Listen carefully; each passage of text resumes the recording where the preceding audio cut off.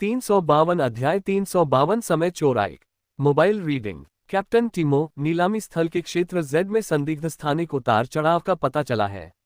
ये संदेह है कि समय चोर इक्को ने नीलामी स्थल में गुप्त रूप से घुसपैठ की है। मुझे क्षेत्र एक्स से क्षेत्र जेड तक सभी सीटों पर कड़ी नजर रखनी है। मुझे सभी उपस्थित लोगों की सूची और निगरानी फुटेज चाहिए। सब लोग सावधान रहें। नीलामी शुरू होने से पहले हमें इस बदमाश को ढूंढना होगा। जी श्रीमान। नीलामी हॉल के सबसे ऊपर कैप्टन टीमो एक पारदर्शी लटकती खिड़की के सामने खड़े थे। उनके हाथ में एक विशेष रूप से निर्मित इलेक्ट्रॉनिक दूरबीन थी और वे हॉल की पिछली पंक्ति को देख रहे थे। नवीनतम अध्यायों के लिए कृपया देखें। हम सबसे पूर्ण और सबसे तेज अपडेट होने वाले उपन्यासों को पढ़ने के लिए कृपया पिन और शू 1 खोजें। पूरे निगरानी कक्ष में 1 दर्जन से ज्यादा लोग थे। सभी ने एक जैसी स्टार गार्जियन वर्दी पहन रखी थी। बस एक अपवाद था, नियंत्रण कक्ष पर खड़ा एक रैकून जिसने फेडरेशन की सैन्य वर्दी का एक छोटा सा रूप धारण कर रखा था। वह काफी हास्यास्पद लग रहा था, मानो सर्कस का कोई बंदर इंसानी कपड़े पहने हो। इस वेबसाइट का डोमेन नाम याद रखें, ये ताइवानी उपन्यासों का अनुसरण करने के लिए बहुत सुविधाजनक है। लेकिन ये छोटा रैकून वास्तव में इन दर्जन भर स्टार गार्डियंस का नेता कैप्टन टीमो है। इस छोटे मनमोहक रैकून के सामने, जो कुछ सर्कस कलाकार जैसा दिखता था, स्टार गार्ड के गर्म खून वाले अभिमानी नए सदस्यों के समूह ने जरा भी सम्मानजनक व्यवहार करने की हिम्मत नहीं की। उनमें उपहास या उपहास का जरा सा भी विचार करने की हिम्मत नहीं थी, क्योंकि इन दर्जन भर लोगों को इस रैकून कप्तान द्वारा पूरी तरह से आज्ञाकारी बनने के लिए प्रशिक्षित किया गया था। शरीर का आकार पूरी कहानी नहीं बताता। ये कैप्टन टीमो की अपने अस्थायी वरिष्ठ अधिकारी को चेतावनी थी। यहाँ तक कि योडल स्टार गार्ड के वर्तमान कमांडर को भी इस छोटे रैकून कैप्टन ने बहुत परेशान किया था और उन्हें आधा महीना अस्पताल में छिपकर बिताना पड़ा था, इतना शर्मिंदा कि उन्हें अपना चेहरा दिखाने में भी शर्म आ रही थी। क्योंकि एक कमांडर पहले से ही एक सुअर व्यक्ति से संबंधित हो चुका है, ये वास्तव में एक दयनीय दृश्य है। जहां तक कैप्टन टीमो का अपने वरिष्ठ अधिकारी के साथ व्यवहार का प्रश्न है, कोई नहीं जानता। लेकिन उस दिन के बाद से पूरे स्टार गार्जियन में किसी ने भी इस छोटे रैकून कैप्टन के साथ मजाक करने या उसकी आंखों में देखने की हिम्मत नहीं की। जब भी वे मिलते तो उसे आदरपूर्वक कैप्टन टीमो कहकर बुलाते। कुछ समय के लिए कैप्टन टीमो की प्रतिष्ठा स्टार गार्ड कमांडर से भी अधिक हो गई थी। कैप्टन टीमो को स्टार गार्डियंस में शामिल होने के लिए किसने प्रेरित किया? ये बहुत सरल है, वो बस उस लड़की के करीब जाना चाहता है जिससे वह प्यार करता है। स्टार गार्ड के सदस्य के रूप में अपनी पहचान के साथ वह खुलेआम और गुप्त रूप से उसके पास जा सकता था, वैध रूप से उसकी रक्षा के लिए लोगों को भेज सकता था और खुलेआम और गुप्त रूप से उसके करीब आ सकता था। अरे मुझे गलत मत समझो, टीमो उस तरह का विकृत ताक झांक करने वाला नहीं है। अरे यार, ये तो बस एक तरफा प्यार है, ठीक है। दुर्भाग्यवश यह एक तरफा प्यार 10 साल से भी अधिक समय तक चला। जैसे ही कैप्टन टीमो ने जोन एक्स की पहली पंक्ति की तीसरी सीट की ओर अपनी नजर घुमाई, उसकी आंखें ईर्ष्या से भर गईं। उसके हाथ में जो फोटो थी वह मुड़ी हुई थी और कहीं छिपी हुई थी। तुम पृथ्वी के दुष्ट बच्चे, तुम मर चुके हो। तुम्हारी हिम्मत कैसे हुई नाना के साथ छेड़खानी करने की? तुम मर चुके हो। फोटो में काले कपड़े पहने एक व्यक्ति को दिखाया गया है जिसके सिर पर नुकीले नाखूनों से खरोंच के निशान हैं। कैप्टन टीमो को सूचित करें, जोन जेड में दूसरी से अंतिम पंक्ति में तीसरी सीट पर बैठा अतिथि नीलामी में भाग लेने वाले अतिथियों की सूची में नहीं है। कैप्टन टीमो ने तुरंत अपनी दूरबीन उस क्षेत्र की ओर घुमाई और जब उन्होंने पीछे से उस परिचित आकृति को देखा तो उनकी आंखें आश्चर्य से चौड़ी हो गईं। ये वही है, आइक, इस बार हम तुम्हें पकड़ लेंगे, छोटे कमीने। मेरा आदेश आगे बढ़ाओ। समूह ए, आयोजन स्थल के सभी प्रवेश और निकास द्वार बंद कर दो। शेष 8 समूह तुरंत भीड़ में चले जाओ और किसी भी समय वहां खड़े रहो। ... वांग हाओ की सीट पूरे आयोजन स्थल के सामने दाहिने हिस्से में एक खूबसूरत महिला के बगल में थी और दूसरी तरफ कियान लियुबाओ थी जो उनके साथ आई थी। क्योंकि हर कोई इलेक्ट्रॉनिक मास्क पहने हुए है, उनके असली चेहरे दिखाई नहीं दे रहे हैं और भले ही वे एक दूसरे के बहुत करीब बैठे हों, वे यह नहीं बता सकते कि कौन कौन है। हालांकि वांग हाओ और कियान लियुबाओ को पहले से ही पता था कि दोनों कहां बैठे हैं, इसलिए वे एक दूसरे को जानते थे। अपनी सीट पर बैठने की कुछ ही देर बाद वांग हाओ को अचानक बेचैनी महसूस हुई, मानो कोई चुपके से उसे देख रहा हो। इसके तुरंत बाद वांग हाओ ने अपने मानसिक ऊर्जा जाल के साथ कार्यक्रम स्थल के पूरे बैठने के क्षेत्र को कवर किया और एक एक करके प्रत्येक सीट की जांच करना शुरू कर दिया। उस व्यक्ति का पता लगाएं जो गुप्त रूप से आप पर जासूसी कर रहा है। जैसे जैसे मानसिक ऊर्जा नेटवर्क का विस्तार हुआ, वांग हाओ की दृष्टि अचानक त्रिआयामी हो गई और पूरा स्थल उनके दिमाग में एक त्रिआयामी स्कैन की तरह दिखाई देने लगा। जैसे ही वांग हाओ अपने मानसिक बल का उपयोग करके अपने आसपास के वातावरण का जायजा ले रहे थे, उन्होंने पाया कि कुछ सुरक्षाकर्मी उनके आसपास की सीटों पर घुसपैठ कर चुके हैं। ऐसा लग रहा था कि सुरक्षाकर्मी उसके चारों ओर घनी संख्या में तैनात थे। दिलचस्प। फिर कुछ ही मिनटों में सुरक्षाकर्मियों की संख्या बढ़ती चली गई। इस समय वांग हाओ को अंततः पता चला कि वह रहस्यमय व्यक्ति जो गुप्त रूप से उस पर जासूसी कर रहा था, वह क्या था। वांग हाओ के विशाल मानसिक ऊर्जा नेटवर्क के अंतर्गत एक मक्खी के उड़ान पथ को स्पष्ट रूप से देखा जा सकता था, प्रत्येक व्यक्ति की शारीरिक गतिविधियों का तो कहना ही क्या। इसके अलावा वांग हाओ ने एक चमत्कारिक खोज की, उसकी मानसिक शक्ति सीधे इलेक्ट्रॉनिक मुखौटे के भेस को भेद सकती थी और उसके नीचे की असली शक्ल देख सकती थी। हालांकि उसके पीछे दूसरी से आखिरी पंक्ति में एक अजीबोगरीब आदमी बैठा था। उसने कोई भेष या इलेक्ट्रॉनिक मुखौटा नहीं पहना था, बल्कि उसने एक साधारण काली हुडी पहन रखी थी, जिसके किनारे के नीचे अंधेरे में अपना चेहरा छिपा रखा था। वांग हाओ को न केवल उस आदमी की असामान्य पोशाक ने आश्चर्यचकित किया, बल्कि अंधेरे में छिपे उसके चेहरे ने भी उसे आश्चर्यचकित किया। यहाँ तक कि जब वांग हाओ ने स्कैन करने के लिए अपनी मानसिक शक्ति का उपयोग किया, तब भी वह इसका असली चेहरा नहीं देख सका। वांग हाओ की मानसिक जांच के तहत चेहरा एक स्थानिक अवरोध से अस्पष्ट लग रहा था, जिससे उसका वास्तविक रूप देखना असंभव हो गया। केवल वे आंखें दो काले गड्ढों की तरह उसकी पीठ पर टिकी हुई थीं। वांग हाओ ने लगातार 5 मिनट तक निरीक्षण किया और उन ब्लैक होल जैसी आंखों ने उसे कभी नहीं छोड़ा। वह वही है। वांग हाओ के अंतर्ज्ञान ने उसे बताया कि जो व्यक्ति उसे गुप्त रूप से देख रहा था, वह काले हुड वाला रहस्यमय आदमी था। स्थानिक बाधा उनके चेहरे को छुपा रही है, इसलिए ऐसा लगता है कि दूसरा पक्ष स्थानिक जीन वाला एक मास्टर है। लेकिन मैं उनकी जासूसी का लक्ष्य क्यों हूं? वांग हाओ वास्तव में ये समझ नहीं सका। वह एक नवागंतुक था, पहली बार योडल आया था और उसने इस अपरिचित ग्रह पर किसी को नाराज नहीं किया था।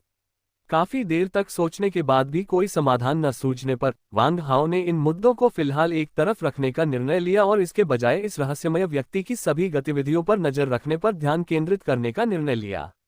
वांग हाओ के अवलोकन के अनुसार उस रहस्यमय व्यक्ति को यह एहसास ही नहीं हुआ कि वांग हाओ अपनी मानसिक शक्ति का इस्तेमाल करके उसे परख रहा था। वह अब भी पहले की तरह ही वांग हाओ को गौर से देख रहा था। इससे वांग हाओ को राहत मिली और वह अपनी मानसिक शक्ति का उपयोग अधिक साहपूर्वक जांच करने में कर सका। वांग हाओ को यह देखकर आश्चर्य हुआ कि वेई लैन और अन्य 2 महिलाएं भी वहां मौज मस्ती में शामिल होने के लिए मौजूद थीं। वह जिस सीट पर बैठी थी वह वांग हाओ से ज्यादा दूर नहीं थी। मुझे नहीं पता, चूंकि मैं उनके साथ नहीं था, तो उन्होंने अपना मूल्यांकन कैसे किया? वांग हाओ ने मन ही मन सोचा, लेकिन दूरी इतनी अधिक थी कि स्पष्ट रूप से सुनना संभव नहीं था, और फिर भी शोरगुल वाले नीलामी हॉल में स्पष्ट रूप से सुनना मुश्किल था। यह पुस्तक पिन और शू.com से ली गई है। 353 अध्याय 353 टिमो झगड़ा करने आता है। जैसे ही वांग हाओ सोच रहा था कि क्या वह वेई लैन और दूरी पर अन्य 2 महिलाओं के बीच बातचीत को स्पष्ट रूप से सुन सकता है, अचानक मानो किसी भूत प्रेत से ग्रस्त होकर वांग हाओ ने अनजाने में अपनी आध्यात्मिक ऊर्जा को एक पतले धागे में संघनित कर दिया और बीरो के गले को छू लिया। बस टिल्ड। अगले ही पल वांग हाओ ने स्पष्ट रूप से अपने मन में एक महिला को बोलते सुना। स्वर बहुत परिचित था, ये स्पष्ट रूप से बीरो की आवाज थी। वांग हाओ के मन में उसने बीरो को ये कहते सुना, बहन ली जिन, क्या आपको लगता है कि वांग हाओ आज की नीलामी में आएंगे? ओह, वैसे उस जेला बहन और वांग हाओ के बीच असल में क्या रिश्ता है? मैं सचमुच उम्मीद करती हूँ कि मुझे कभी आकाशगंगा में वापस न जाना पड़े। अगर मैं वापस गई तो मेरी माँ मुझ पर दोबारा शादी करने का दबाव डालेंगी। उफ, मुझे वांग हाओ के साथ रहना बहुत पसंद है। वाह। कुछ देर सुनने के बाद वांग हाओ को अचानक बहुत शर्मिंदगी और दबाव महसूस हुआ और उन्होंने तुरंत अपनी मानसिक ऊर्जा वापस ले ली। ये छोटी लड़की। उद्धरण चिन्ह। वांग हाओ ने आत्मनिंदा भरी कड़वी हंसी हंसी। वह सचमुच इस मूर्ख लड़की के बारे में कुछ नहीं कर सकता था। जैसे ही उसने अपनी मानसिक ऊर्जा के धागे वापस खींचे, वांग हाओ ने एक नया धागा गाढ़ा कर लिया, ये जांचने की तैयारी में कि जो रहस्यमय आदमी उस पर जासूसी कर रहा था वह क्या कहेगा। हालांकि दुश्मन को सतर्क करने से बचने के लिए वांग हाओ बहुत धीरे और सावधानी से आगे बढ़े। जैसे ही वांग हाओ ने अपनी आध्यात्मिक शक्ति से उस रहस्यमय व्यक्ति का गला छुआ, उनके चारों ओर अफरा तफरी मच गई। कृपया बायडू पर ब्लैक आई सॉन्ग उपन्यास का लिंक प्रदान करें। ऐसा लग रहा था कि भीड़ में छिपे सुरक्षाकर्मियों को उसी समय उस रहस्यमय व्यक्ति को पकड़ने का आदेश मिल गया था और उन्होंने उसे घेर लिया। वांग हाओ बहुत चिंतित था, हालांकि किसी भी असामान्य बात का कोई बाहरी संकेत नहीं था। सौभाग्य से वांग हाओ की आध्यात्मिक ऊर्जा के धागे पहले ही रहस्यमय आदमी के गले तक पहुंच चुके थे। उस क्षण रहस्यमय आदमी की उपहासपूर्ण आवाज वांग हाओ के दिमाग में गूंज उठी। 12 मिनट और 32 सेकंड, एक और आधा मिनट बेहतर। हालांकि मुझे पकड़ना दादाजी के इतना आसान नहीं होगा। मेरे साथी स्टार गार्जियन, मैं आ रहा हूं। सामान्य लोगों के वेश में 1 दर्जन से अधिक स्टार गार्डों की नाक के नीचे सिर पर काला हुड पहने रहस्यमय आदमी अचानक हवा में गायब हो गया। अजीब बात है, अंतरिक्ष में कोई अंधकार में ऊर्जा नहीं फैली। वह व्यक्ति कैसे गायब हो गया? वांग हाओ को जिज्ञासा की लहर महसूस हुई। सामान्यतः कहें तो अंतरिक्ष में यात्रा करने में सार्वभौमिक अंतरिक्ष अवरोध को तोड़ना और अंधकार में अंतरिक्ष में प्रवेश करना शामिल है, जो कमोबेश अंधकार में ऊर्जा ज्वार का एक अंश उत्पन्न करेगा। वांग हाओ की विशेष शारीरिक संरचना के कारण वह अंधेरे ऊर्जा के मामूली उतार चढ़ाव को भी बड़ी आसानी से भांप लेता है। अभी उस क्षण के दौरान जब ये रहस्यमय व्यक्ति अंतरिक्ष में घूम रहा था, वांग हाओ पूरी तरह से आश्वस्त था कि उसने स्थानिक अवरोध को नहीं तोड़ा, और अंधेरे ब्रह्मांड के अंतरिक्ष में भागने की तो बात ही दूर थी। तो फिर वह अचानक कैसे गायब हो गया? इस बात ने वांग हाओ को गहराई से सोचने पर मजबूर कर दिया, लेकिन वह इसका पता नहीं लगा सका, चाहे उसने कितनी भी कोशिश की हो। जैसे ही वांग हाओ सोच रहा था कि क्या हो रहा है, एक संघीय सैन्य वर्दी पहने एक रैकून अचानक उसके सामने कूद पड़ा। एक विशेष रूप से निर्मित मिनी पिस्तौल पकड़े हुए इसे वांग हाओ के सिर पर तान दिया और बहुत अशिष्टता से कहा, हिलना मत, बिल्कुल भी मत हिलना। अगर तुम हिले तो मैं मिसिफाई कर दूंगा। वांग हाओ का माथा ठंडे पसीने से तर था और वह डर गया। ये रैकून मेरे इतने करीब कब आ गया? मेरे मानसिक ऊर्जा जाल ने इसे क्यों नहीं पकड़ा? वांग हाओ ने अपनी आंखें घुमाई, अपने सामने वाली सीट के पीछे खड़े सैन्य वर्दी में रैकून को देखा और सावधानी से कहा, मिस्टर रैकून, हमें एक दूसरे से कोई शिकायत नहीं है। आप मुझ पर बंदूक क्यों तान रहे हैं? जैसा कि वांग हाओ ने कहा, वह पहले से ही गुप्त रूप से प्रतिशोध में अपनी आत्मा की काली ज्वाला को छोड़ने की तैयारी कर रहा था। मेरा एक नाम है, मुझे कैप्टन टीमो कहो। मुझे नफरत है जब लोग मुझे रैकून कहते हैं। तुम छोटे बदमाश, क्या तुम पहले वाले समय चोर के साथ मिले हुए हो? किस समय चोर? वांग हाओ ने उलझन का नाटक करते हुए पूछा। दिखावा बंद करो, ये वही आदमी है जो अचानक फुसफुसाहट के साथ गायब हो गया था। कैप्टन टीमो ने बंदूक पर अपनी पकड़ मजबूत कर ली और सेफ्टी को पीछे खींच लिया। इस बंदूक का डिजाइन बहुत पुराने जमाने का है, यह एक बहुत प्राचीन एंटीक बारूद बंदूक की तरह दिखती है। हालांकि वांग हाओ को इसकी शक्ति के बारे में कोई संदेह नहीं था, क्योंकि वह बंदूक की नली और शरीर पर उत्कीर्ण पैटर्न से प्राचीन रूनों की आभा को स्पष्ट रूप से महसूस कर सकता था। वांग हाओ जानता था कि वह निर्दोष है और दूसरे पक्ष ने गलत समझा होगा, इसलिए वह शांत रहा। कैप्टन टीमो, मैं उस समय चोर को भी नहीं जानता जिसका तुमने जिक्र किया। मुझे लगता है कि तुम्हें अपनी बंदूक रख देनी चाहिए ताकि मेरे बगल में बैठी खूबसूरत महिला को डर न लगे। वांग हाओ ने अपनी बाईं ओर बैठी अनाम सुंदरी की ओर अपनी आंखों से इशारा किया और कहा, लेकिन वांग हाओ को थोड़ा आश्चर्य हुआ। सुंदरी ने बंदूक की नली को देखने के बाद कोई घबराहट नहीं दिखाई। इस समय कियान लियुबाओ, जो वांग हाओ के बगल में बैठा था, अब और स्थिर नहीं बैठ सका और अपनी सीट से खड़ा हो गया। कैप्टन टीमो, है ना? क्या आप जानते हैं कि जिस सज्जन पर आप बंदूक तान रहे हैं, वह हमारे बुएर पवेलियन के एक विशिष्ट अतिथि हैं। मुझे लगता है कि योडल के गृह कार्यकारी अधिकारी को भी उसका सम्मान करना होगा। अगर आप समय चोर आइक को गिरफ्तार करना चाहते हैं, तो कोई भी कर सकता है, लेकिन आपको एम्पेरर पवेलियन से हमारे वीआईपी मेहमान को गिरफ्तार करने का कोई अधिकार नहीं है। कैप्टन टीमो, कृपया अपनी बंदूक रख दीजिए, वरना यूनिवर्स आपको ब्लैकलिस्ट कर देगा और यूनिवर्स जॉइंट बिजनेस कॉर्पोरेशन की ओर से आजीवन आर्थिक प्रतिबंधों का सामना करना पड़ेगा। कियान लियुबाओ ने चिल्लाकर बुएर पवेलियन के नेता के रूप में अपनी पहचान बताई और धमकी भरे शब्द कहे, जिससे कैप्टन टीमो तुरंत मुश्किल स्थिति में आ गए। मूलतः कैप्टन टीमो इस अवसर का उपयोग वांग हाओ के लिए चीजें कठिन बनाने के लिए करना चाहता था। इस नासमझ पृथ्वीवासी को अपनी प्रिय देवी के साथ इश्कबाजी करने को किसने कहा? हालांकि ऐसा लगता है कि मेरी योजना विफल होने वाली है। तुम जीत गए। हम देखेंगे। बेहतर होगा कि तुम आशा करो कि तुम आइक के साथियों में से एक नहीं हो, अन्यथा मैं तुम्हें निश्चित रूप से पकड़ लूंगा। स्थिति बिगड़ती देख कैप्टन टीमो ने एक कठोर लेकिन अंततः असफल धमकी दी। रोशन कॉम। फिर उसने अपनी मिनी पिस्तौल रख दी और अपने आसपास खड़े स्टार गार्डियंस को सीटी बजाए। पीछे हटना। इसके बाद कैप्टन टीमो आगे की सीट से कूदकर एक मजबूत स्टार गार्डियन के कंधे पर चढ़ गए और वांग हाओ की ओर देखने लगे। पृथ्वीवासियों, हम शीघ्र ही पुनः मिलेंगे। हम बाल चलो चलें। ऐसा कहकर कैप्टन टीमो उस हटे कट्टे आदमी के कंधों पर बैठ गए, जो 2 मीटर से अधिक लंबा और मजबूत शरीर वाला था, और धीरे धीरे नीलामी स्थल से बाहर की ओर चल पड़े। ये दृश्य बहुत ही कम समय तक चला और आसपास की सीटों पर बैठे लोग शोर में इतने मग्न हो गए कि उन्हें ध्यान ही नहीं आया कि क्या हो रहा है। सुरक्षाकर्मियों के निर्देशन और मार्गदर्शन में दृश्य शीघ्र ही सामान्य हो गया। हालांकि वांग हाओ ने बड़ी दिलचस्पी से कैप्टन टीमो पर अपना मानसिक ऊर्जा जाल लगा दिया। वह जानना चाहता था कि इस छोटे रैकून कैप्टन को उससे क्या शिकायत है, और वह अपनी पृष्ठभूमि को इतनी अच्छी तरह क्यों जानता होगा। दरअसल वांग हाओ को यह नहीं पता था कि स्टार गार्ड को योडल में प्रवेश करने वाले हर व्यक्ति की पहचान की पूरी जानकारी हासिल करने का अधिकार था। इसी जानकारी से कैप्टन टीमो को वांग हाओ की पृथ्वीवासी पहचान का पता चला। इसके अलावा वांग हाओ को आश्चर्य हुआ जब योडल स्टार पर अपनी पहचान दर्ज कराने के कुछ ही देर बाद यंजी ट्रेडिंग कंपनी नामक एक मालवाहक अंतरिक्ष यान आकाशगंगा की ओर बढ़ गया। 0-354 अध्याय 354 नीलामी शुरू होती है। Mobile reading. अचानक हुए अप्रत्याशित घटनाक्रम से वास्तविकता में लौटते हुए वांग हाओ ने तुरंत अपना ध्यान नीलामी मंच पर प्रदर्शित वस्तुओं पर केंद्रित किया। नवीनतम अध्याय पढ़ने के लिए कृपया देखें। हालांकि वांग हाओ के बगल में बैठी खूबसूरत महिला ने उनमें गहरी दिलचस्पी विकसित कर ली। वह जानबूझकर धीरे धीरे वांग हाओ की सीट की ओर बढ़ी, कभी कभी उसे प्यार भरी निगाहों से देखती रही। ये देखकर कियान लियुबाओ, जो वांग हाओ के दाईं ओर था, ने आंख मारी और वांग हाओ के कान में फुसफुसाया, भाई वांग हाओ, आप महिलाओं के मामले में वास्तव में भाग्यशाली हैं।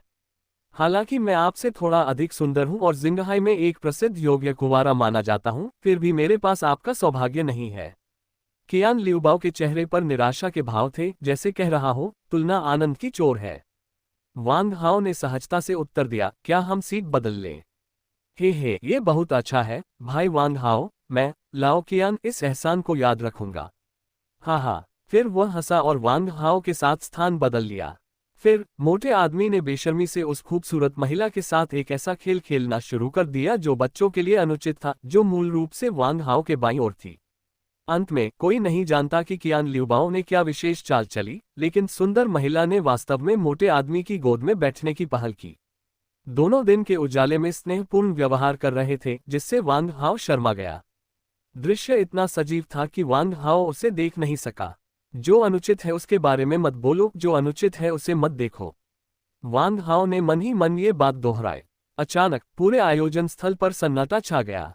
सफेद कनपटियों वाले एक बुजुर्ग व्यक्ति नीलामी मंच पर आए और नीलामी की आधिकारिक शुरुआत की घोषणा की। देवियों और सज्जनों, मैं एक दशक में एक बार होने वाली बेंडल सिटी संयुक्त नीलामी की आधिकारिक रूप से शुरुआत की घोषणा करता हूं। फिर बुजुर्ग नीलामीकर्ता के स्पष्टीकरण के बाद नीलामी आधिकारिक तौर पर शुरू हुई।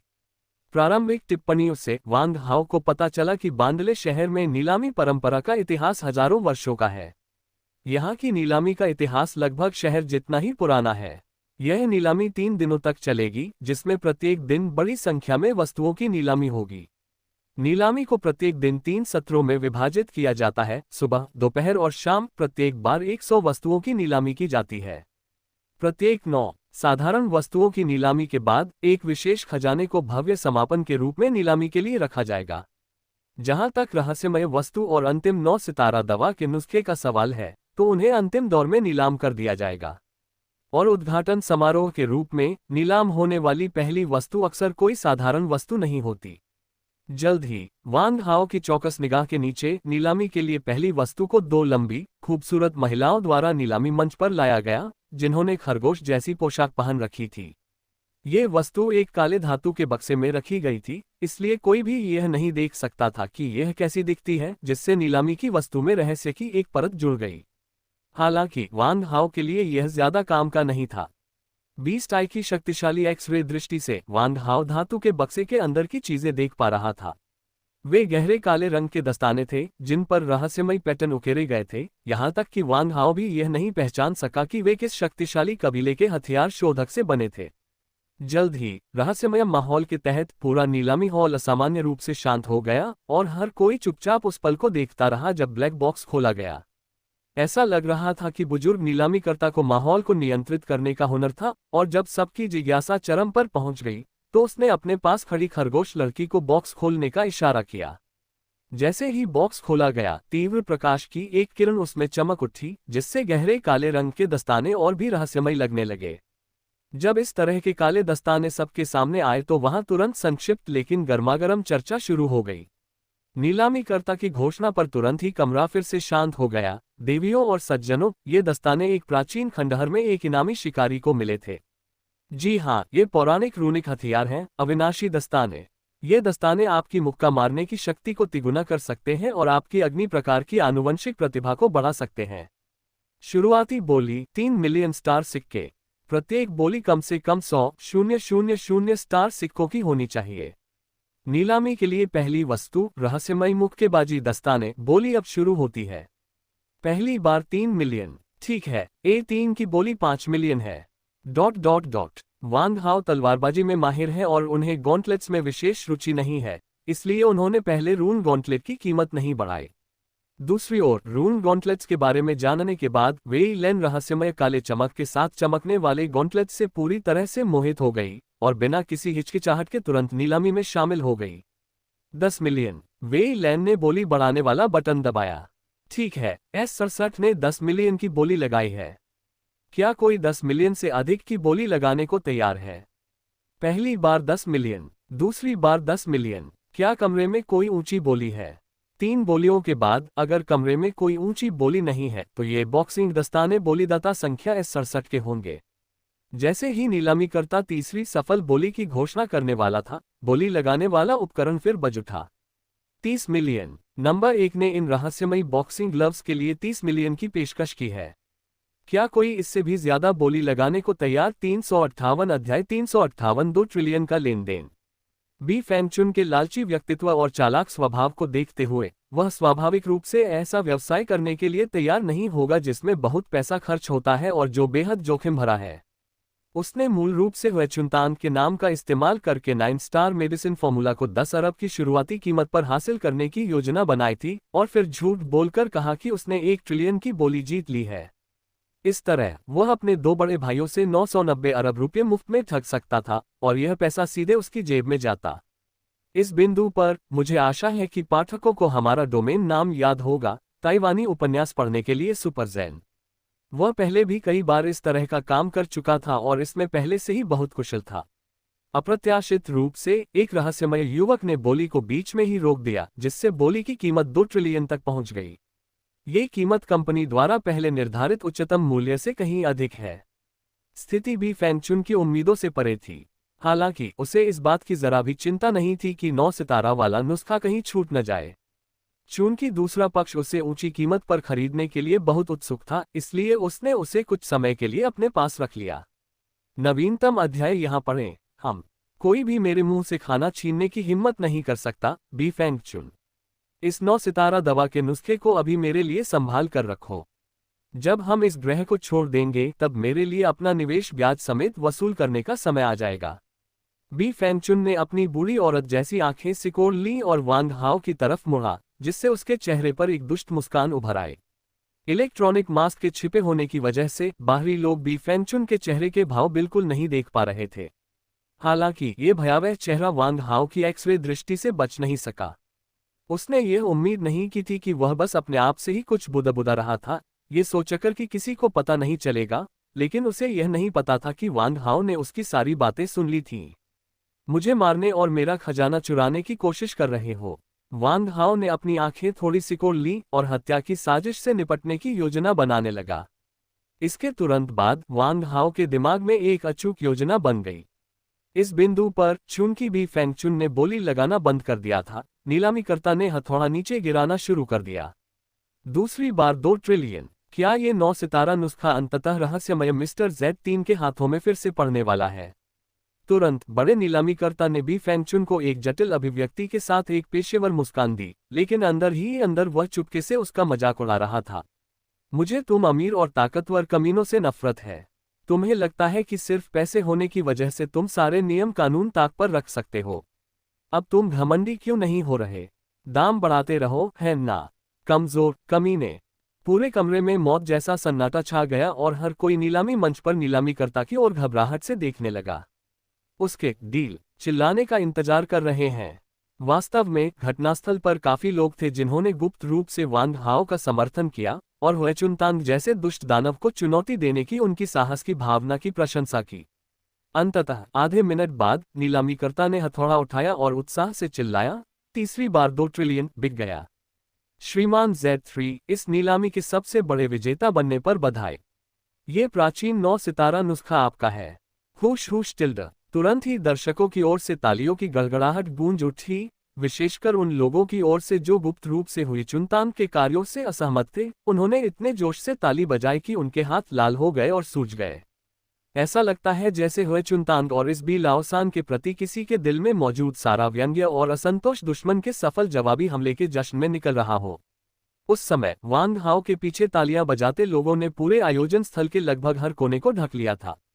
यहाँ तक कि वह खूबसूरत महिला जो पहले वांग हाओ के बाईं ओर बैठी थी, उसने भी अफसोस में ताली बजाए, अपने बगल में बैठे मोटे आदमी को घूरा जो उसे बार बार छू रहा था, और गुस्से में वहां से चली गई। तुम मोटे कमीने, मुझे दोबारा देखने मत देना, वरना मैं तुम्हारे छूने वाले हाथ काट दूंगी। क्योंकि ये मोटा आदमी बहुत कंजूस है। इसने एक खूबसूरत औरत को खाने पर बुलाने से भी मना कर दिया, पर उसका फायदा उठाकर कुछ छोटे मोटे फायदे लेने की कोशिश करता रहा। कियान लियूबाओ ने ठंडी हंसी में कहा, अरे सुंदर महिला, मत जाओ। क्यों न हम अपनी गहन चर्चा जारी रखें और जीवन का अन्वेषण करें तथा मानव जाति के प्रसार में महान योगदान दें। सुंदर महिला ने अभी 2 कदम ही चले थे कि वह पीछे मुड़ी और चिल्लाए, अरे मोटे, नरक में जाओ। मैंने तुम्हारे जैसा कंजूस व्यक्ति कभी नहीं देखा। मुझे फिर कभी अपने से मिलने मत देना। फिर वह तेजी से घनी भीड़ में गायब हो गया। अरे यार, तुमने तो बस मुझे कुछ बार छुआ है। क्या तुम सच में सोचते हो कि तुम मुझे एक शानदार इंटरस्टेलर क्रूज डिनर से वंचित कर सकते हो? क्या तुम्हें अपनी जगह भी नहीं पता? मेरे पास बहुत पैसा है, मैं तुम्हें डिनर पर नहीं बुलाऊंगा, तो तुम इसके बारे में क्या करोगे? सुंदर महिला के चले जाने के बाद फैटी कियान ने गपशप से भरकर काफी देर तक अपने आप से बड़बड़ाया, फिर वांग हाओ की ओर मुड़कर कहा, वांग हाओ, तुम इस समय बहुत ज्यादा ध्यान आकर्षित कर रहे हो। इस बार नीलामी के लिए बहुत सारी चीजें हैं। सावधान रहो, कोई तुम्हारा अपहरण करने की कोशिश कर सकता है।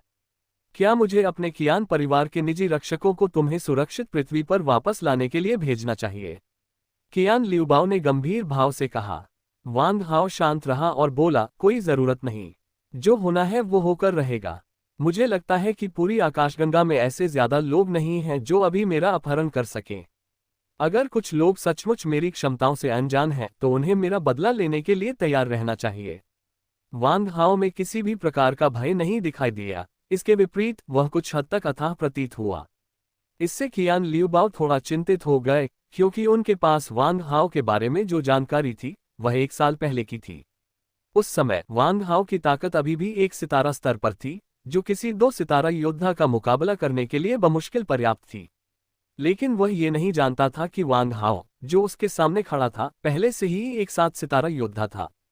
पूरे आकाशगंगा में बहुत कम लोग हैं जिनकी लड़ाकू शक्ति 7 सितारों या उससे अधिक है। वांग हाओ जैसे युवा 7 सितारा महाशक्ति की तो बात ही छोड़ दीजिए। ये कहा जा सकता है कि वांग हाओ की ताकत ने मिल्की वे में सबसे कम उम्र के 7 सितारा पावरहाउस का रिकॉर्ड तोड़ दिया है। बेशक वांग हाओ ने अभी तक अपनी असली ताकत नहीं दिखाई है। वह आमतौर पर अपने शरीर से निकलने वाले ऊर्जा के उतार चढ़ाव को एक साधारण 1 सितारा योद्धा के स्तर तक कम करने के लिए सिंफायर क्लोक का इस्तेमाल करता है। यहाँ तक कि अगर एक लड़ाकू शक्ति स्कैनर का उपयोग किया जाता है तो Zasen.co केवल ये देख सकता है कि वांग हाओ 100 से कम लड़ाकू शक्ति वाला 1 सितारा बदमाश है। इसके बाद कियान लियूबाओ के साथ वांग हाओ नीलामी स्थल के बैकस्टेज में दाखिल हुए। कई लेन देन और हस्ताक्षरों के बाद वांग हाओ द्वारा बोली लगाई गई सभी 123 वस्तुओं को पूरी तरह से सुपर क्रो मिश्र धातु से बने एक कमरे में बड़े करीने से सजा दिया गया। श्रीमान Z3, हमने आपके द्वारा नीलाम की गई वस्तुओं की कुल राशि की पुष्टि कर ली है। कुल कीमत 3.56 ट्रिलियन है। इस नीलामी में आपके प्रबल समर्थन के लिए छूट के रूप में विषम राशियों को पूर्णांकित किया गया है। इसके अलावा हमारा नीलामी घर मूल्यवान वस्तुओं की एस्कॉर्ट सेवा भी प्रदान कर सकता है। क्या आप इस सेवा का उपयोग करना चाहेंगे? एक शानदार कपड़े पहने आकर्षक वेट्रेस ने वांग हाओ को याद दिलाया। वांग हाओ ने एक पल सोचा, फिर तुरंत अपनी योजना में बदलाव किया और जवाब दिया, ठीक है, लेकिन मुझे हमारे साथ चलने के लिए सबसे अच्छे लोगों की जरूरत है। पैसे की कोई समस्या नहीं है। वांग हाओ ने जानबूझकर एक धनी और मनमौजी दूसरी पीढ़ी के अमीर लड़के होने का नाटक किया, एस्कॉर्ट सेवाएं प्रदान करने के लिए सहमत हुए, जबकि चुपके से सीलबंद मिश्र धातु के बक्सों को बेकार वस्तुओं के ढेर से बदल दिया। वैक्स 6359 अध्याय 359 मशरूम किलर। मोबाइल रीडिंग उद्धरण चिन्ह कोष्टक उद्धरण कोष्टक उद्धरण चिन्ह। नीलामी स्थल के बाहर कैप्टन टीमो आराम से सड़क किनारे एक रेस्तरां में बारबेक्यू का आनंद ले रहे थे। उसके सामने भुने हुए मशरूम से भरी एक पूरी मेज रखी हुई थी। जब भी टिमो का मूड खराब होता है वह बहुत सारा खाना खा लेता है। जब भी हम मशरूम खाते हैं हम तले हुए मशरूम, भुने हुए मशरूम, ग्रिल्ड मशरूम खाते हैं। उसने तरह तरह के मशरूम खाकर देखे पर फिर भी उसे संतुष्टि नहीं मिली, मानो इस आदमी का मशरूम से कोई खूनी झगड़ा हो। जब भी उसका मूड खराब होता तो वह अपनी नाराजगी जाहिर करने के लिए मशरूम का एक बड़ा टुकड़ा खा लेता। सच कहें तो कैप्टन टीमो का मशरूम से सचमुच एक संबंध है। कैप्टन टीमो मूलतः एक सामान्य इंसान थे। बड़े होकर वे लंबे और सुंदर हो गए और युवावस्था में ही वे बैंडल शहर की सभी लड़कियों के दिलों में राजकुमार बन गए। दुर्भाग्य से ये व्यक्ति बहुत समर्पित है और वह उस प्रकार का व्यक्ति है जो ढेर सारे फूलों से थकने की अपेक्षा एक पेड़ पर मरना पसंद करेगा। दुर्भाग्यवश भाग्य ने हमारे साथ क्रूर चाल चली। 3 साल पहले सुंदर टिमो को पता चला कि उसकी देवी मिस ट्रिस्टाना, जिनसे वह जीवन भर के लिए विवाह करने के लिए दृढ़ था, वास्तव में हजारों वर्षों से चले आ रहे एक प्राचीन पारिवारिक नियम को जारी रखने के लिए ऐसा कर रही थी। अपने 18वें जन्मदिन की रात को उन्होंने प्राचीन क्षेत्र के खतरनाक कोर क्षेत्र में अकेले कदम रखा। प्रेम में डूबा टीमो अपनी प्रिय देवी को अकेले अपनी जान जोखिम में डालते हुए नहीं देख सकता था। इसलिए अपने स्वामी के प्रति वफादारी की प्राचीन शूरवीरता की भावना को कायम रखते हुए उसने अपने दोस्तों की सलाह को नजरअंदाज कर दिया और अकेले ही प्राचीन अखाड़े में उतर गया। अप्रत्याशित रूप से, इससे पहले कि वे देवी को ढूंढ पाते, प्राचीन क्षेत्र के मुख्य क्षेत्र में प्रवेश करने के तुरंत बाद उन्होंने स्पष्ट रूप से एक अदृश्य 7 रंगों वाले मशरूम पर कदम रखा। मशरूम पर पैर पड़ते ही उसमें से रंग बिरंगा जहरीला धुआं निकला। अचानक जब टीमो ने उसे अपनी नाक में लिया तो अविश्वसनीय घटनाओं की एक श्रृंखला शुरू हो गई। रंगीन जहरीले धुएं में सांस लेने के बाद टीमो कोमा में चला गया। जब उसे होश आया तो उसने पाया कि वह एक रैकून में बदल गया है।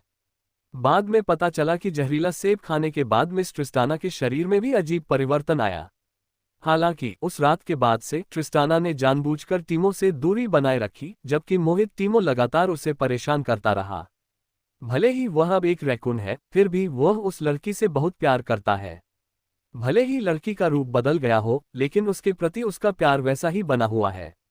जो एक व्यापक रूप से प्रसारित प्रेम कहानी हो सकती थी, रोमियो और जूलियट का योडल संस्करण, वह अब टीमो के लिए एक तरफा प्रेम प्रसंग बन गई है। इस कारण से टिमो ने अनगिनत बार ट्रिस्टाना से पूछना चाहा कि वह उससे दूरी क्यों बना सकती है, लेकिन उसे हमेशा जवाब में उसकी आंखों में एक ठंडी नजर मिलती थी। चाहे ट्रिस्टाना कितनी भी उदासीन क्यों न हो, टीमो की नजर में वह सबसे सुंदर देवी है। यद्यपि ये देवी छोटी हो गई है और उसकी त्वचा नीली हो गई है, फिर भी वह टिमो के दिल में हमेशा के लिए बनी हुई है। मशरूम खाने के लिए टिमो का शौक भी जहरीले मशरूम पर पैर रखने की याद को दूर करने का एक मनोवैज्ञानिक तरीका है। इस बीच टिमो ने देखा कि हर बार मशरूम खाने के बाद उसके शरीर में 7 रंगों वाली ऊर्जा एक बिंदु कम हो जाती थी। इससे उन्हें विश्वास हो गया कि मशरूम खाने से उनके शरीर में मौजूद 7 रंगों वाली ऊर्जा गायब हो सकती है। एक बार जब वह 7 रंगों वाली ऊर्जा गायब हो जाती है तो पिछले मानव रूप में वापस आना संभव है। इसलिए मशरूम खाने में दुख और क्रोध को बदलने का मूल विचार धीरे धीरे मानव शरीर को बहाल करने के लिए मशरूम खाने में बदल गया। तो आप अक्सर एक रैकून को विभिन्न रेस्तरां, भोजनालयों और सड़क के किनारे की दुकानों में आते जाते और फिर पागलों की तरह मशरूम की एक पूरी मेज का ऑर्डर देते हुए देख सकते हैं। इस कारण से कैप्टन टीमो को पूरे योडल ग्रह के लोग मशरूम किलर के नाम से जानते हैं। 3 वर्षों के दौरान मशरूम किले की अनियंत्रित गतिविधि के कारण पूरे योडल ग्रह पर सभी मशरूमों की कीमत हर महीने आसमान छू रही है। केवल 3 वर्षों में मशरूम की कीमत 100 गुना बढ़ गई है।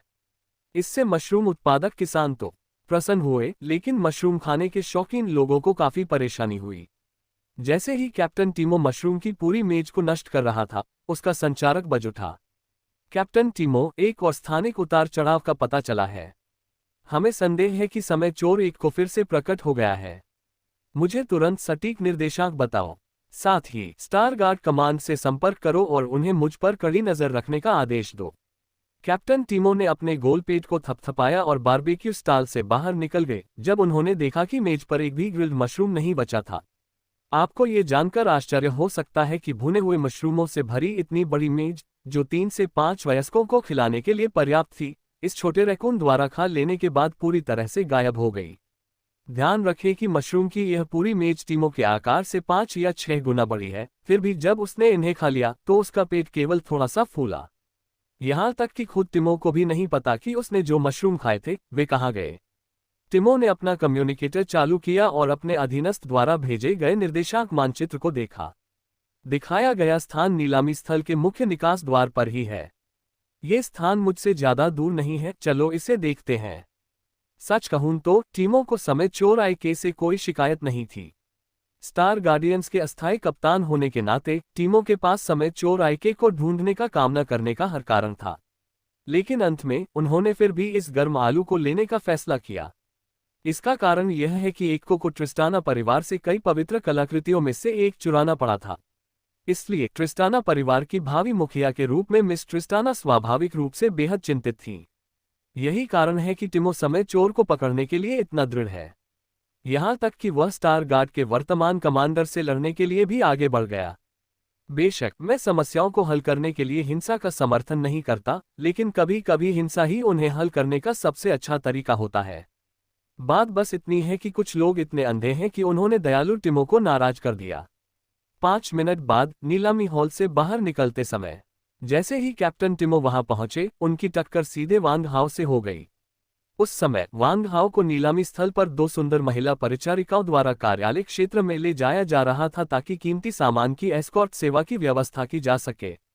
शत्रु जब मिलते हैं तो विशेष रूप से शत्रुतापूर्ण होते हैं, विशेषकर प्रेम में प्रतिद्वंद्वी। हालांकि वांग हाओ खुद ऐसा नहीं सोचते, लेकिन टिमो की नज़र में ये सुंदर और उदार पृथ्वीवासी उसका सबसे बड़ा प्रतिद्वंद्वी है। आपको पता होना चाहिए कि टिमो ने मिस ट्रिस्टाना के मुस्कुराने का पूरे 3 साल तक इंतजार किया था, और पृथ्वी के इस अजीब लड़के ने मिस ट्रिस्टाना को पहली मुलाकात में ही हंसा दिया था। इससे भी अधिक क्रोधित करने वाली बात यह है कि इस बच्चे ने मिस ट्रिस्टाना से वह टूटा हुआ पत्थर खरीदने के लिए वास्तव में 1 मिलियन स्टार सिक्के खर्च किए थे। टिमो को याद है कि 3 साल पहले मिस ट्रिस्टाना ने पहली बार उस पत्थर को 5 मिलियन स्टार सिक्कों में बेचने की पेशकश की थी।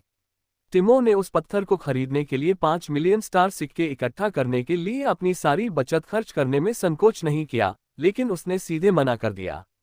कारण बस इतना बताया गया कि कोई टिप्पणी नहीं। ये पुस्तक पिन और शू हैश से ली गई है। इस पुस्तक का स्रोत 052-360 अध्याय 360 टिमो की अदृश्यता क्षमता। ये बात हमेशा से टिमो के दिमाग में रही है। इससे टिमो को गुस्सा और परेशानी क्यों नहीं हुई? हालांकि मोहित टिमो के दिल में देवी के प्रति कोई गुस्सा नहीं था। वह मेहनती और समर्पित बने हुए हैं। हालांकि मैं इससे सीधे नहीं खरीद सकता था, लेकिन इसका मतलब यह नहीं है कि मैं अन्य तरीकों को नहीं आजमा सकता। इसलिए टिमो ने अपने दोस्तों से या अजनबियों से उस टूटे हुए पत्थर को खरीदने के लिए जो पैसे उसने तैयार किए थे, उन्हें लेने के लिए हर संभव कोशिश की। हालांकि हर बार जब ट्रिस्टाना को अंत में ये पता चला तो उसने टिमो को पैसे वापस कर दिए और पत्थर को वापस ले लिया। पिछले 3 वर्षों से टिमो ने सैकड़ों बार प्रयास किया है और परिणाम हमेशा एक ही रहा है। और आज ही उससे अपने अधीनस्थों से, जिन्हें उसने ट्रिस्टाना पर नजर रखने के लिए भेजा था, पता चला कि वह पत्थर एक पृथ्वीवासी ने खरीदा है जो अभी अभी बेंडल शहर में आया था और उसे 10 लाख सितारा सिक्के मिले थे। नवीनतम अध्यायों के लिए कृपया देखें हम। उन्होंने तुरंत ही पृथ्वी बालक पर गुप्त रूप से निगरानी और जांच शुरू कर दी, और अब ये पृथ्वीवासी टिमो के सामने पुनः प्रकट हुआ है। प्रेम में प्रतिद्वंद्वी जब मिलते हैं तो अत्यंत शत्रुतापूर्ण होते हैं। अरे पृथ्वी के बच्चे, कितनी छोटी दुनिया है। हम इतनी जल्दी फिर से मिल गए। ये देखकर कि उसके सामने खड़े रैकून कप्तान के इरादे बुरे लग रहे थे, वांग हाओ तुरंत चुप हो गया और चुपचाप वहां से जाने के लिए तैयार हो गया। हालांकि जब चीजें योजना के अनुसार नहीं हुई तो टिमो ने उसे रोक दिया। बच्चे, जाने की इतनी जल्दी मत करो। मैं तुम्हें बता दूं, तुम्हें एक को ने देख लिया है। बेहतर होगा कि तुम हमारे स्टार गार्डियन के साथ आओ, वरना एक को तुम्हारा सब कुछ चुरा लेगा और तुम्हारे पास तुम्हारे अंडरवियर के अलावा कुछ नहीं बचेगा। फिर हमारे योडल ग्रह की सड़कों पर एक और बेघर भिखारी होगा और यह कोई बहुत अच्छा परिणाम नहीं होगा। टिमो ने वांग हाओ की आलोचना जारी रखी, उसके शब्द शत्रुता से भरे हुए थे। वांग हाओ को वास्तव में पता नहीं था कि उसने इस छोटे रैकून कप्तान को कहां नाराज कर दिया था। यदि सुंदर होना एक गलती है तो वांग हाओ सचमुच अवाक है। कैप्टन टिमो, मुझे लगता है अब मुझे स्टार गार्ड की सुरक्षा की जरूरत नहीं है। जहां तक समय चोर को पकड़ने की बात है तो स्टार गार्ड को ही परेशानी होगी। मैं तो बस एक छोटा मोटा अंतरतारकीय यात्री हूं। अगर मैं बदकिस्मत रहा और IK ने मुझे लूट लिया तो मुझे लगता है मेरे पेशेवर अंगरक्षक मुझे लूटने से बचा पाएंगे, है ना? वांग हाओ की बातें बस शालीनता भरी बातें थीं। असल में उससे पता था कि जिन चीजों पर उसने बोली लगाई थी वे पहले ही एजियो ड्रैगन रिंग में रखी जा चुकी थी, और जिन मिश्र धातु के बक्सों में नीलामी की चीजें थीं उनकी जगह सस्ते सामान रख दिए गए थे। यदि ये सभी बेकार वस्तुएं चोरी भी हो जाए तो भी नुकसान ज्यादा नहीं होगा। इसलिए उन्होंने कभी भी सुरक्षा के लिए नियुक्त अंगरक्षकों पर भरोसा करने का इरादा नहीं किया। इन अंगरक्षकों को काम पर रखने के कई कारण हैं, लेकिन मुख्य कारण वांग हाओ की अपनी ताकत को छुपाना है और साथ ही उन लोगों का ध्यान अंगरक्षकों पर केंद्रित करना है जो वांग हाओ से वस्तुओं पर बोली लगाना चाहते हैं। बेशक ऐसा करना भी सामान्य बुद्धि पर आधारित है ताकि उन लोगों के संदेह को न जगाया जा सके जो गुप्त रूप से उसके प्रति लालच रखते हैं। इसलिए वांग हाओ को इस बात की बिल्कुल भी चिंता नहीं थी कि कैप्टन टिमो ने अभी क्या कहा था। वांग हाओ की यह बात सुनकर कैप्टन टिमो नाराज नहीं हुए। आखिरकार वह तो बस अपनी छुट्टियों के दौरान अस्थायी तौर पर स्टार गार्डियन कैप्टन की भूमिका निभा रहे थे। उसके सामने इस धरतीवासी के जीवन या मृत्यु से उसे कोई लेना देना नहीं था। वह तो मन ही मन ये भी उम्मीद कर रहा था कि वांग हाओ को जल्द ही लूट लिया जाएगा या फिर उसे चुप कराने के लिए लुटेरे उसे मार डालेंगे। तुमने मेरी दयालुता को हल्के में लिया है। मैंने तुम्हें वह सब कुछ बता दिया जो मुझे बताना था, लेकिन तुम तो बस कृतघ्न हो।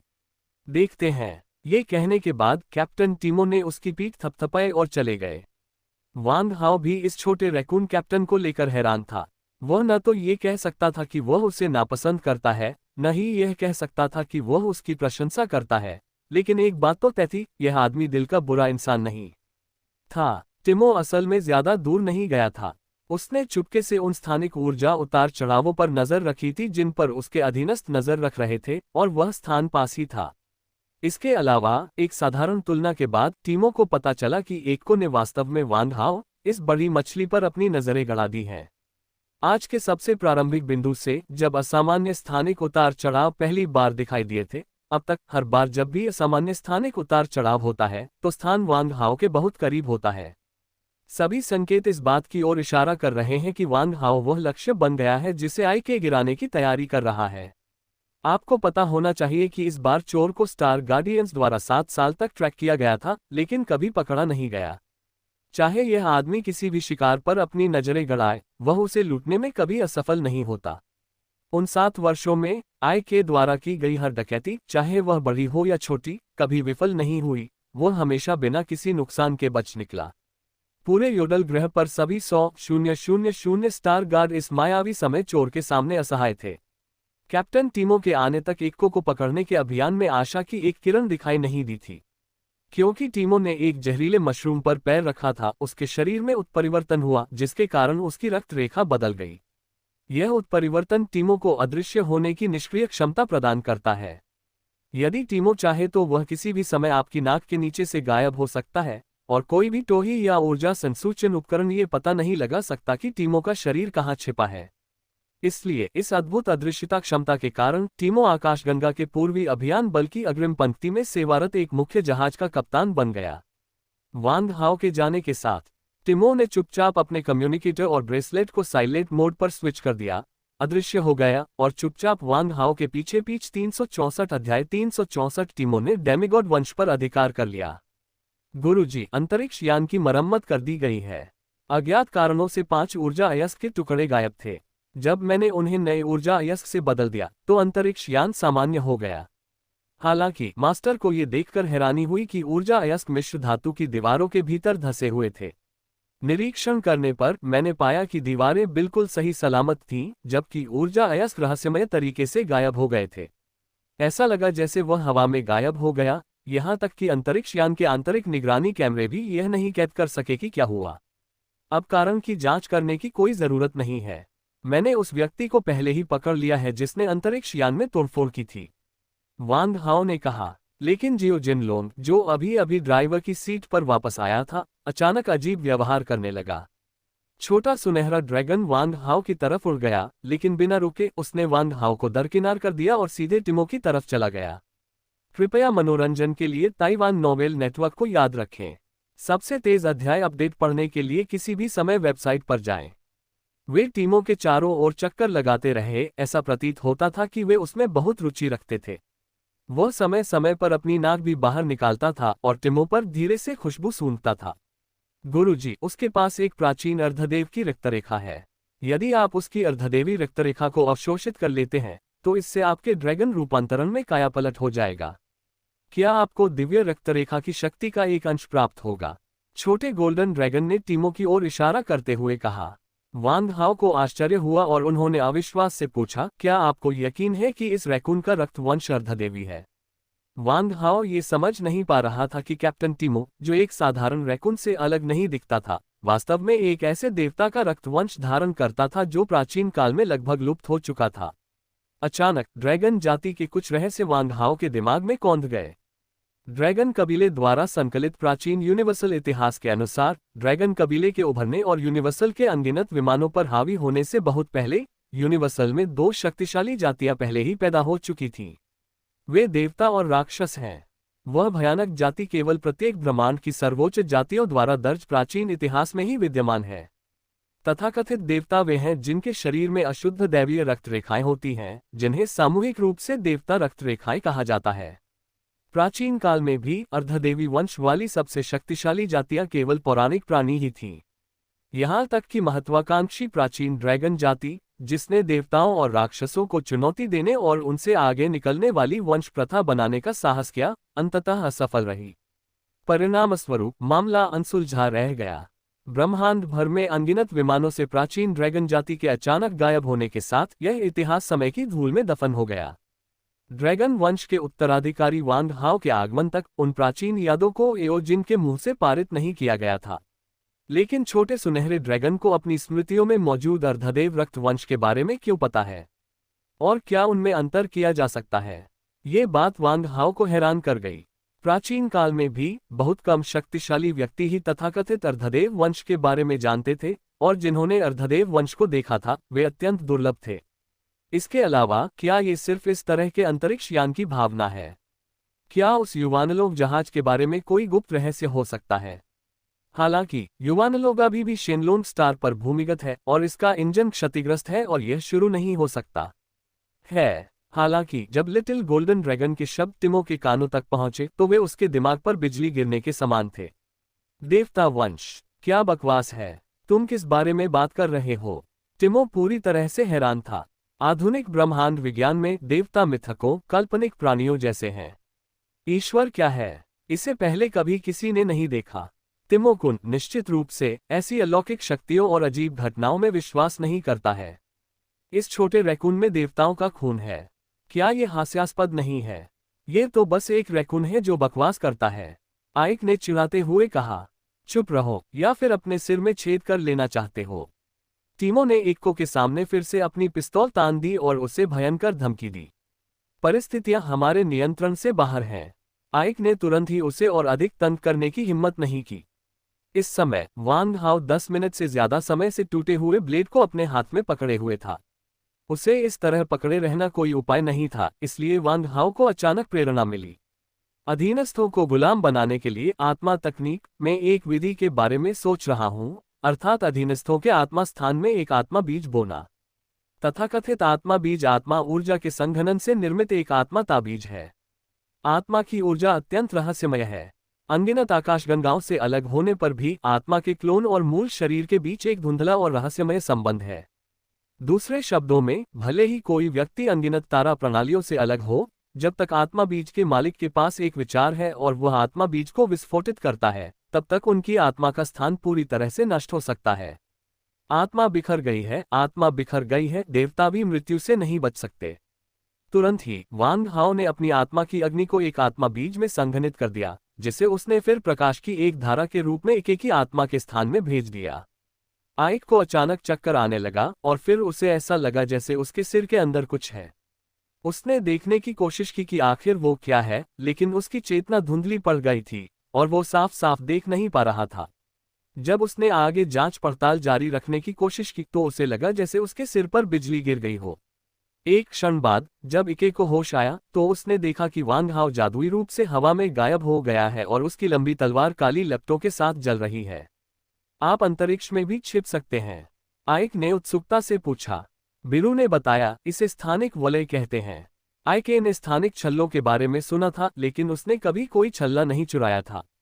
वांग हाओ को अपनी तलवार म्यान में रखते देख वह भागने के लिए अपने स्थानिक टेलीपोर्टेशन कौशल का उपयोग करने की तैयारी कर रहा था। जिस क्षण यह विचार मेरे मन में आया, मैंने अपने मन में एक आवाज सुनी, कोई भी जल्दबाजी मत करना। यदि तुमने भागने की हिम्मत की तो मैं तुम्हें पूरी तरह से गायब कर सकता हूं, इतना मृत कि तुम फिर कभी जीवित नहीं रह सकोगे। कौन? मेरे दिमाग में कौन बात कर रहा है? इके चौंक गया, लेकिन फिर उसने देखा कि वांग हाओ आंखें सिकुड़कर उसकी तरफ मुस्कुरा रहा है। मुस्कान शांत थी, लेकिन आइक को ये शैतान की मुस्कान की तरह भयानक लगी। उसने हकलाते हुए वांग हाओ से पूछा, क्या आपने मेरे दिमाग में आखिर क्या डाला था? वांग हाओ ने शांति से कहा, ये कुछ भी नहीं है, बस एक टाइम बम है। जब भी तुम गलत व्यवहार करोगे मैं इसे विस्फोट कर सकता हूं। वांग हाओ के शब्द निश्चित रूप से कोई धमकी नहीं थे। आत्मा तकनीक की विधियां अत्यंत गहन है। हालांकि इस प्रकार के प्राथमिक आत्मा बीज का एक ही कार्य है, लेकिन इके की आत्मा और शरीर को नष्ट करना, जिसके पास केवल 3 सितारों की युद्ध शक्ति है, केवल वांग हाओ के विचार का विषय है। भले ही अनगिनत आकाशगंगाएं अलग हो जाएं, आत्माओं का ये संबंध कभी नहीं टूटेगा। वास्तव में ये वांग हाओ नहीं था जो अपनी आवाज प्रसारित कर रहा था, बल्कि वांग हाओ की आत्मा का क्लोन था। यही कारण है कि आवाज थोड़ी अलग लग रही थी। आइक के कानों को यह भयानक लगा। ऐसा लग रहा था मानो नरक से आई बुरी आत्माएं मेरा जीवन मांग रही हो और अन्याय आत्माएं मेरे कान में फुसफुसा रही हो। तुम किस तरह के राक्षस हो? क्या तुम एक राक्षस हो? आइक भयभीत लग रहा था, उसका दिमाग दौड़ रहा था क्योंकि वह एक भयानक दौड़ के बारे में सोच रहा था। ये राक्षस जाति है। योडल ग्रह पर यदि बच्चे दुर्व्यवहार करते हैं तो वयस्क उन्हें ये कहकर धमकाते हैं कि यदि वे दुर्व्यवहार करेंगे तो उन्हें राक्षस पकड़ लेंगे और खा जाएंगे। ये भय योडल्स की स्मृति में पीढ़ियों से चला आ रहा है, जो कि सुदूर अतीत से या उससे भी अधिक पुराने समय से चला आ रहा है। 365 अध्याय 365 कोई राक्षस जाति नहीं। ये स्मृति इतिहास की प्राचीन नदी में बहुत पहले ही खो चुकी थी, लेकिन ये पीढ़ी दर पीढ़ी योडल्स की सामूहिक स्मृति में गहराई से निहित थी। पीढ़ी दर पीढ़ी चली आ रही है। एक पृथ्वीवासी के रूप में वांग हाओ ने केवल राक्षस जाति के बारे में सुना था और इसके बारे में कुछ नहीं जानता था। मैं पृथ्वी से आया एक शुद्ध मानव हूँ, कोई राक्षस जाति नहीं, वांग हाओ ने उत्तर दिया। नवीनतम अध्यायों के लिए कृपया देखें। हम सबसे पूर्ण और सबसे तेज अपडेट होने वाले उपन्यास पढ़ने के लिए कृपया पिन और शू वन खोजें। फिर वांग हाओ ने अपना सिर फिर से नीचे किया और कहा, लेकिन अगर आप मुझे उकसाते हैं तो मैं राक्षस जाति से भी अधिक भयानक हो जाऊंगा। तो बेहतर होगा कि तुम मुझसे उलझो नहीं। आइक ने मुश्किल से निगला। इके हमेशा दूसरों के सामने घमंडी रहा है, लेकिन अब वह वांग हाओ के सामने बिल्कुल भी घमंडी नहीं हो सकता। अपने सिर में रिमोट नियंत्रित बम लगाए जाने के विचार से ही आइके के माथे पर पसीना आ गया। राक्षस, ये पृथ्वीवासी राक्षस ही होंगे। आइके के दिमाग में वांग हाओ की छवि पूरी तरह से एक राक्षस से जुड़ गई थी। ये शारीरिक प्रतिक्रिया उसके लिए काफी समय तक एक दर्दनाक वातानुकूलित प्रतिवर्त जैसा अनुभव बन गई। अरे बड़े भाई, आपका नाम क्या है? वांग हाओ के जाते ही इके ने उत्सुकता से पुकारा। वांग हाओ, अरे भाई वांग हाओ, आप मेरे लिए बम कब निष्क्रिय कर सकते हैं? इके ने नाराज होते हुए पूछा। वांग हाओ ने पलटकर कहा, यह आपके भविष्य के प्रदर्शन पर निर्भर करता है। एक को उलझन में दिख रहा था। वांग हाओ रहस्यमय ढंग से मुस्कुराया, फिर जियो जिनलोन के कान में कुछ शब्द फुसफुसाए, इससे पहले कि जियो जिनलोन ड्राइवर की सीट से गायब हो गया। इस क्षण पूरा गोल्डन ड्रैगन अंतरिक्ष यान पूरी तरह से रुक गया। अंतरिक्ष यान की मरम्मत हो चुकी थी और वह पूरी तरह से काम करने की स्थिति में था, लेकिन वांग हाओ ने अचानक अपना विचार बदल दिया और अंतरिक्ष यान को उड़ना बंद करने और विशाल ब्रह्मांड में मंडराने का आदेश दिया। ऐसा करने के पीछे उसके पास एक ठोस कारण था। जहां तक कारण की बात है, वांग हाओ का अनुमान है कि इसकी पुष्टि जल्द ही हो जाएगी। टीमो की इच्छा पूरी हुई और उससे वह कलाकृति प्राप्त हुई जिसे इक्को ने ट्रिस्टाना परिवार से चुराया था, एक अनोखे आकार का हरा खंजर। खंजर एक पारदर्शी हरे रत्न जैसा दिखता था जिससे हल्की हरी रोशनी निकल रही थी। ये बहुत हल्का फिर भी अविश्वसनीय रूप से तेज था और लोहे को मिट्टी की तरह चीर डालने में सक्षम था। इससे भी अधिक आश्चर्यजनक बात यह है कि यह स्थानिक कटाई से होने वाले नुकसान से नहीं डरता है और अंतरिक्ष की बाधाओं को आसानी से भेद सकता है। आइक ने इस खंजर का उपयोग अपनी स्थानिक क्षमताओं को बढ़ाने के लिए किया, जिससे वह आसानी से स्थानिक बाधाओं को चीरता हुआ अपने स्थानिक टेलीपोर्टेशन कौशल को उन्मुक्त कर सका।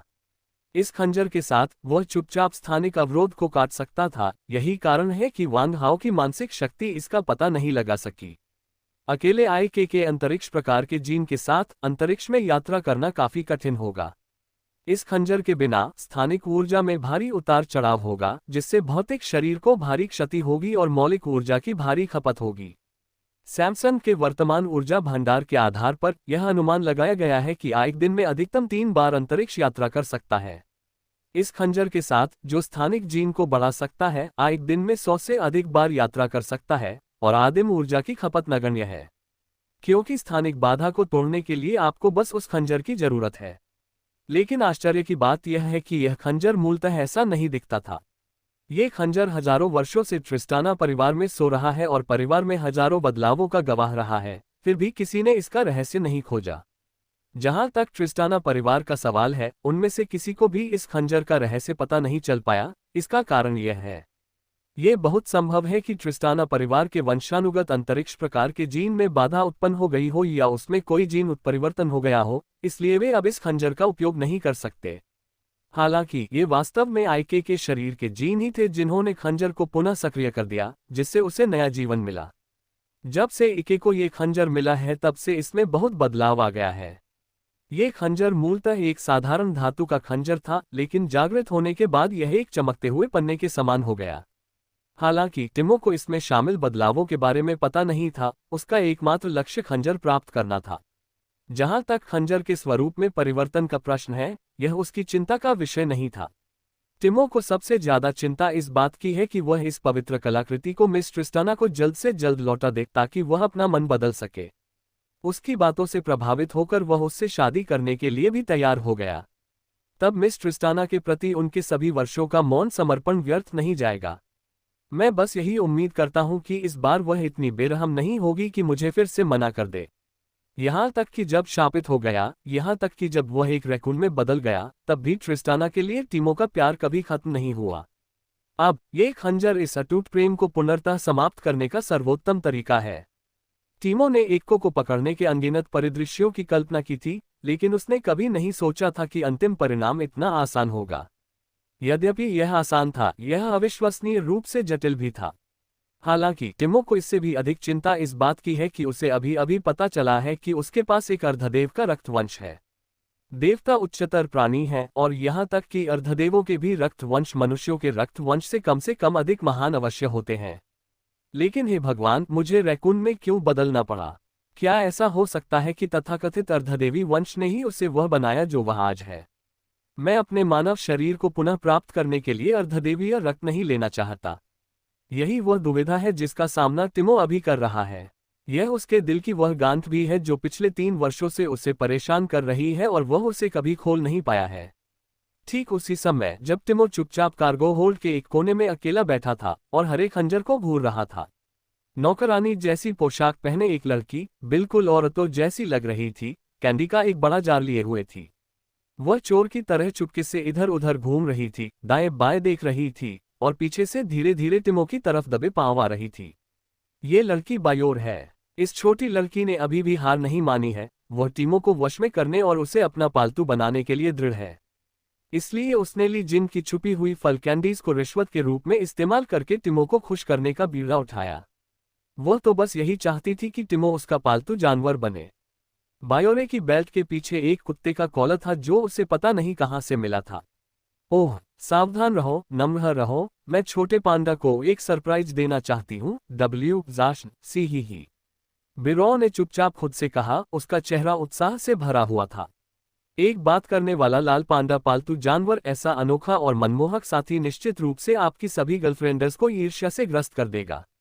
जैसे ही बिरु अपने दिल में दिवास्वप्न देख रही थी, वह धीरे धीरे टिमोकुन के पास पहुंची। अचानक टिमो, जो खंजर पकड़े हुए था, जोर से खांसने लगा। अरे पागल लड़की, तुम इस तरह मेरे पीछे पीछे घूमकर क्या कर रही हो? टिमो ने अचानक मुड़कर बिना किसी चेतावनी के बिरो की ओर देखा और देखा कि वह हाथ में फलों की कैंडी का एक बड़ा जार लेकर उसकी ओर आ रही है। बिरु का पैर आधा हवा में था जब वह जम गई। ये पुस्तक पिन और शू हैश कॉम से ली गई है। मोबाइल संस्करण अब उपलब्ध है। पढ़ना अब और भी आसान हो गया है।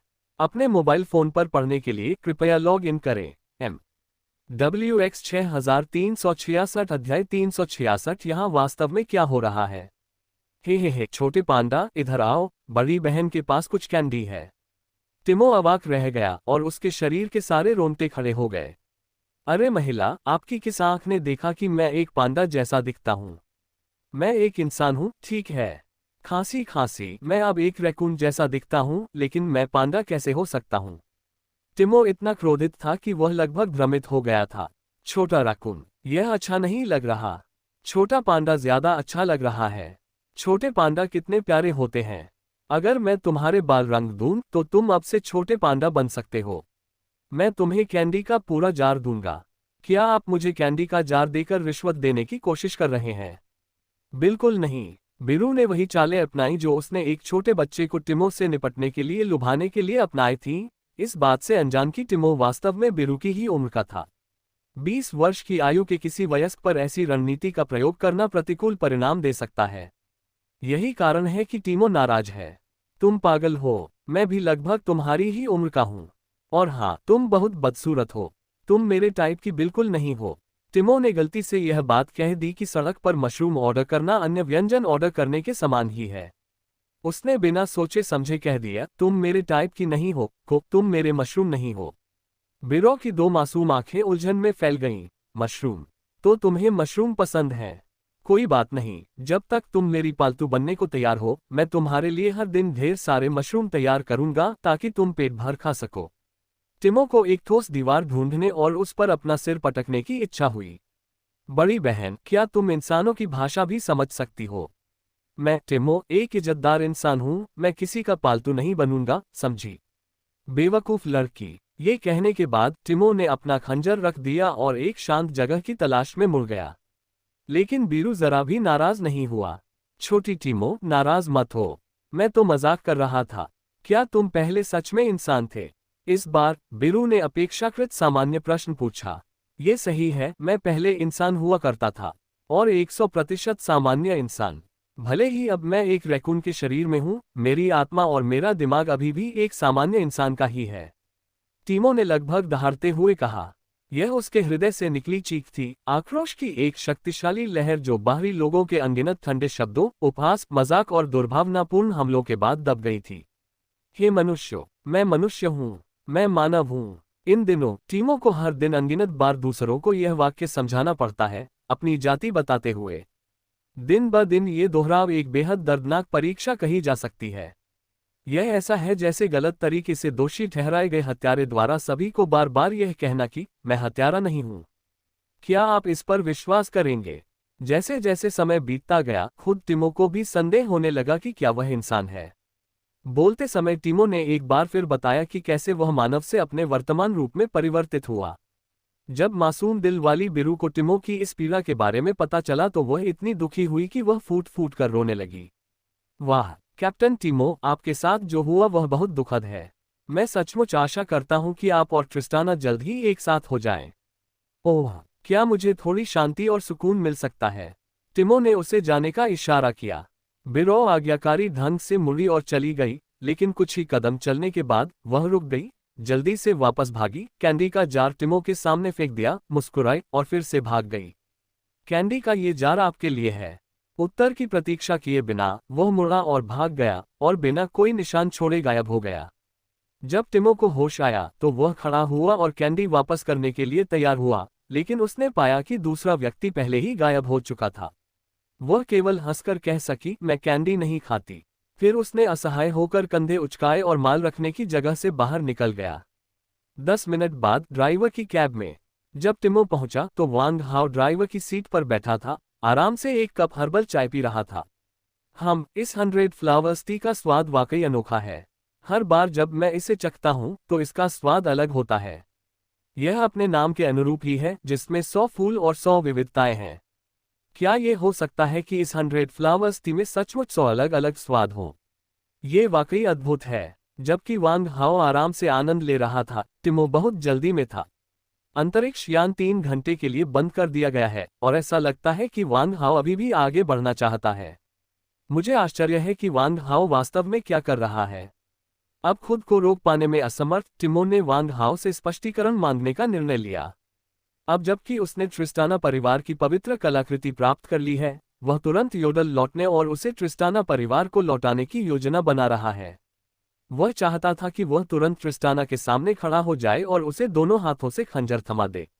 लेकिन ये तो बाहरी अंतरिक्ष है जहां कोई यूनिवर्सो स्पेसशिप या परिवहन के दूसरे साधन नहीं है। यूनिवर्सो में जिंदा रहना भी मुश्किल है, योडल लौटना तो दूर की बात है। इस समय अंतरिक्ष यान रखने वाला एकमात्र व्यक्ति वांग हाओ है। जब टिमो कॉकपिट में पहुंचा तो वांग हाओ ने अभी अभी 100 फूलों की चाय का एक बर्तन पीना समाप्त किया था और दूसरा बर्तन बनाने वाला था जब दोनों एक दूसरे से टकरा गए। वांग हाओ, जल्दी से अंतरिक्ष यान शुरू करो और मुझे योडल वापस भेज दो।